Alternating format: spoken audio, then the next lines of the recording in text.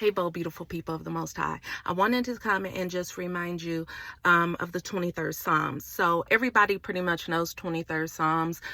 If you don't know it, go read it.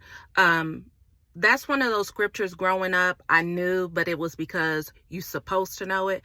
But as I got older and I started developing a relationship with God, I started to truly understand what God was saying. So 23rd Psalms, the Lord is my shepherd, I shall not want. He maketh me to lie down in green pastures. He leads me beside the still waters. He restores my soul. He leads me down the path of righteousness for his name's sake. Though I walk through the valley of the shadow of death, I will fear no evil, for you are with me. Your rod and staff, they comfort me all the days of my life. You prepare a table for me in the presence of my enemies. You anoint my head with oil. My cup overfloweth. And surely goodness and mercy will follow me all the days of my life, and I will dwell in the house of the Lord forever. I know I said that pretty fast, but we're going to break it up. We're going to break it down. So the Lord is my shepherd. I shall not want. There is nothing that you need or want that God will not provide for you. Nothing that you need that God will not provide for you. There isn't nothing that you want that is God's will. Because sometimes we be wanting some stuff and we know it ain't no good for us. Don't be asking God for that. If you know, don't be going to God, God, this is what I want, because you're not going to get it. If it is God's will, he will give it to you. He will supply all your needs. And he will give us the desires of our heart if we abide in him. So don't be going to God with, God, I want this, and you not even abiding in him. Okay, that part. Now, he makes me to lie down in green pastures. I'm not an outside person. I don't care to be outside. I don't want to lay in no grass. But simply thinking about this beautiful pasture, this beautiful yard with this fluffy green, bug-free grass. And God is like, just lay in it. Think of how calming and how peaceful that is. Then he says, he leads me beside the still waters. Just walking next to a river, the water's not rushing and bouncing and everything. It's just very calm. It's very peaceful. God is like, I will let you lay down in green pastures just to relax. I will let you walk down, lead you down the path where it's just still water. Just a lot of peace. That's what we be needing, a lot of peace.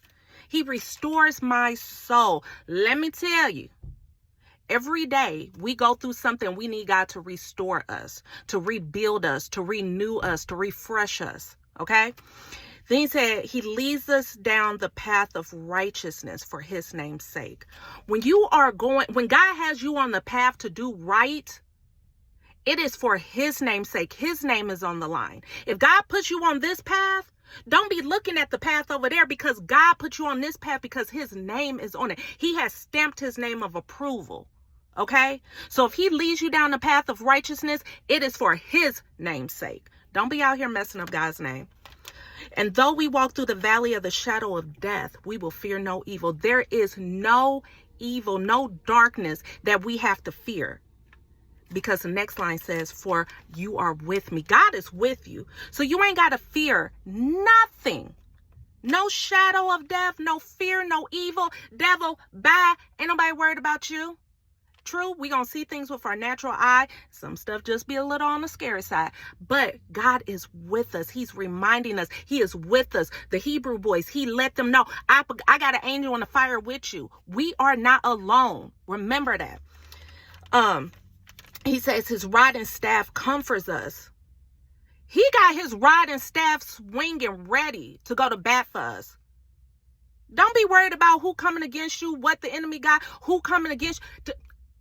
Lord, get your rod and staff and comfort me. That part. He prepares a table for us in the presence of our enemies. When our enemies come around, sit back, kick your feet up. Ain't nobody got time for all the hate.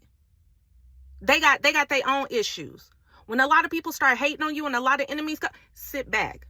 Because God about to do something. He needs your enemies' presence so they can see the favor on your life. He says that he anoints our head with oil and our cup runneth over. God is blessing you with his anointing. And then he is going to allow the blessings to overflow. Catch that. He has anointed you, and he is going to let your cup overflow. Then it wraps up with, and surely goodness and mercy will follow me all the days of my life. Goodness and mercy. We don't deserve the mercy that we get. We don't deserve the goodness that God shows us. But it follows us all the days of our life. And he ends it by saying, and I will dwell in the house of the Lord forever. I want to be in the house of the Lord. I want y'all to be in there with me. Remember who you are. Remember whose you are. I love you all so much. Have a blessed weekend. That's your Minute with Ty.